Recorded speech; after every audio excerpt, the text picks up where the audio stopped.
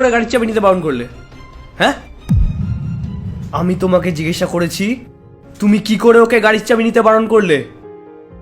আমার ভুল হয়ে গেছে রাহুল, আই এম সরি। আজকের পর থেকে তুমি আমার নামে আর কোনো নালিশ শুনতে পারবে না। আর যেন নাও শুনি।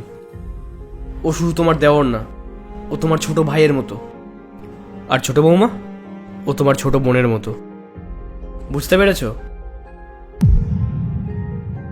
এবার নিজের হাতে চাবিটা তোলো আর ওর হাতে দাও। নাও। থ্যাংক ইউ বৌদি। দেখলে তো দাদা আমাদের কতটা ভালোবাসে। আর তুমি বলছিলে না আমি অপমান হচ্ছি, নিজেদের মধ্যে না মান অপমান বলে কিচ্ছু হয় না। বৌদি, তুমি আমায় ক্ষমা করে দাও। আমি তোমার আর দাদার নামে অনেক উল্টোপাল্টা কথা বলেছি। কোনো ব্যাপার না, ফ্যামিলিতে তো এমন অনেক কিছুই হয়।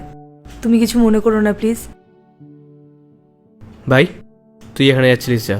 আর হ্যাঁ, একটা কথা শুনে রাখো, এই বাড়িতে যারা যারা আছে এবং এই বাড়িতে যা যা জিনিসপত্র আছে সেগুলো সব কিছু সবার, কোনো পার্টিকুলার কোনো একজনের না।